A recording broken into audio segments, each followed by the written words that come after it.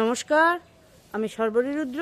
আমার চ্যানেল ভবঘুরে আজ আমি ঘুরতে ঘুরতে চলে এসেছি বাঁকুড়ার বিষ্ণুপুরের সর্বমঙ্গলা মন্দিরে। চলুন আমার সঙ্গে দর্শন করবেন। চলুন।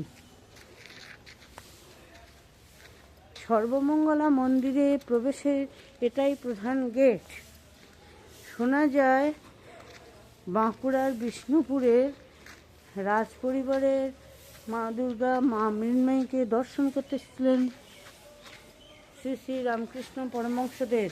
তিনি ওনাকে দেখে ভাবাবিষ্ট হয়ে পড়েন এবং কাছেই একটা বিল্লবৃক্ষের নিচে উনি ধ্যানস্থ হয়ে পড়েন এবং মা তাকে দর্শন দেন মা সর্বমঙ্গলা রূপে। এখন আমরা সেই সর্বমঙ্গলাকেই দর্শন করতে যাচ্ছি। চলুন।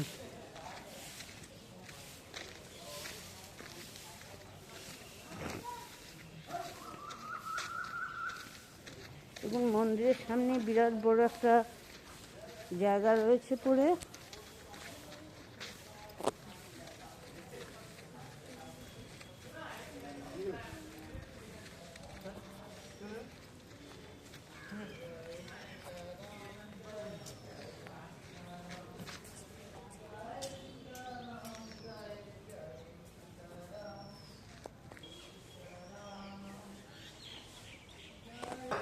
মন্দিরে ঢুকেই বাঁ দিকে একটি বজরংবলীর মন্দির। চলুন দর্শন করি।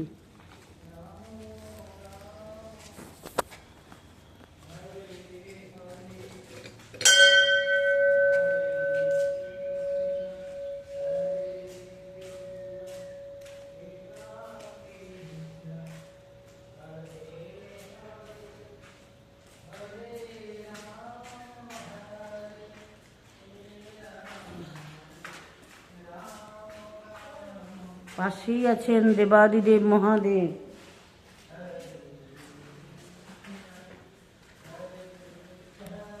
নন্দী মহারাজ।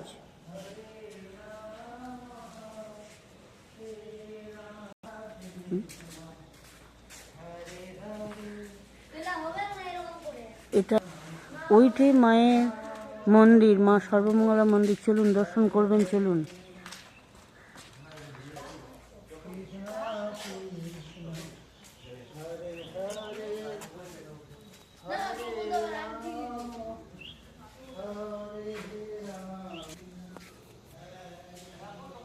যে বেলগাছটির নিচে শ্রী শ্রী রামকৃষ্ণ পরমহংসদেব ধ্যানস্থ হয়েছিলেন, সেই বেলগাছটি এই একটি মন্দিরের ভিতরেই সেই গুঁড়িটা রয়েছে।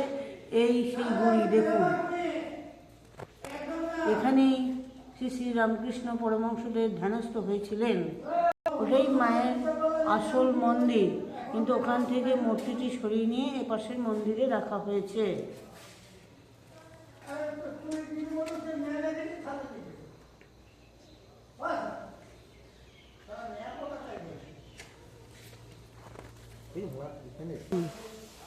মন্দিরের সামনে বিরাট বড় একটা দিঘি রয়েছে।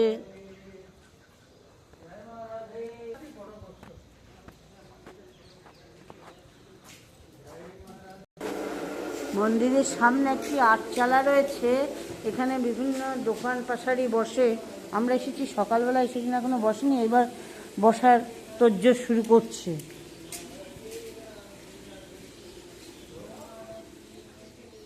সামনেই রয়েছে একটা বিরাট বড় দিঘি।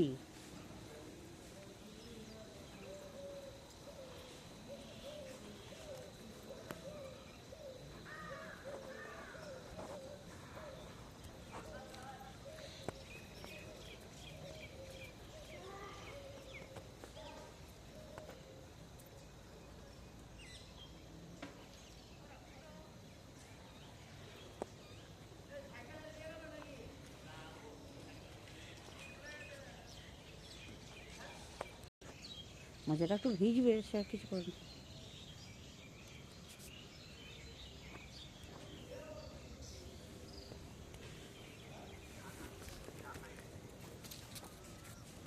চলুন মাকে দর্শন করি।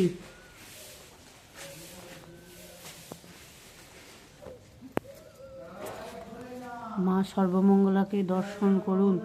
দেবাদিদেবের পাশে মা সর্বমঙ্গলা।